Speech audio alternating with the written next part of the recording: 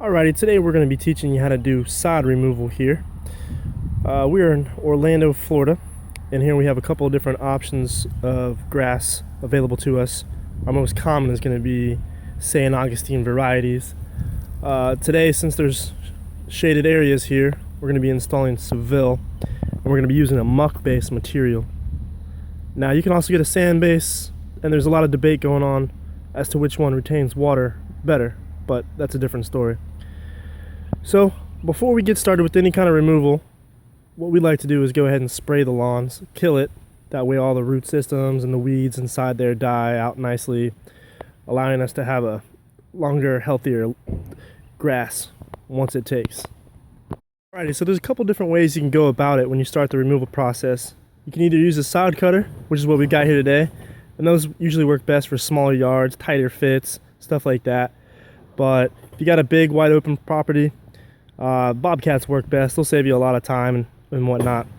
Now, when we use our sod cutter, we operate it at about a 1-inch depth. That's all we're going to want to remove for the base, because typically that's what comes on the pallet is about an inch of base soil, and that's whether you're getting sand or muck. I don't think it really matters too much there. So I'm going to go ahead and get this set up, and we'll get running in just a second.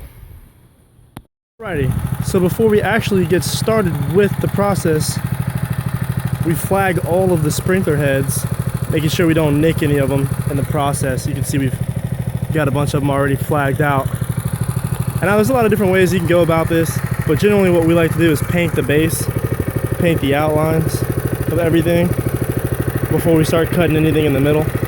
So we'll ride around the whole perimeter of the property where we have sprayed before we actually get inside the middle here. So go ahead, Nico, get us started.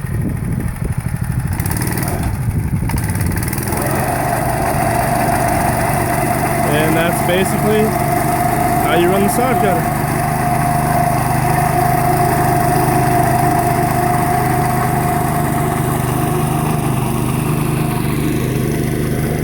And now when we kick the stuff underneath, you'll see that what we have left is going to be clear dirt. So, and that's the process behind the sod cutter, and it's very effective. Alrighty, so now we're done running the sod cutter. Only took us about 30 minutes to cut approximately 2,000 square feet worth of area. So what we're doing now is we're just picking up the material. We're using our pitchforks to pick that up. Then once that's done, we'll start kind of prepping the area with our rakes and stuff like that. And then when it comes time to cut around the edges, we'll go through that with you guys. Alrighty, so now that we've got all of our debris picked up, we can go ahead and start cutting out all the other stuff that our sod cutter is unable to get. Now, many people will use different garden tools such as rakes, shovels, hoes. What we like to use is an edger with a fresh edger blade on that. And what that's going to do is going to act like a little tiller. It's going to till up everything. It's going to be real nice and smooth. It's going to give us the same smooth surface as this once we, rake over it. So we're ready to go ahead and do that. And once we're finished with cleaning up the edges, we're going to go ahead and run the sprinklers for about 20-30 minutes. And what that's going to do is pack down the soil real nice and tight.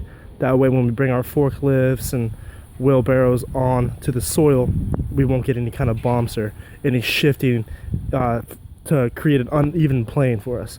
So we'll go through that in a second though. Now that we've removed all the grass from the edges, the corners and the sprinkler heads and around electrical boxes and whatnot, and the sprinkler system has gone on for 20 minutes to pack the ground down nice and tight, we are all set to go with the installation process.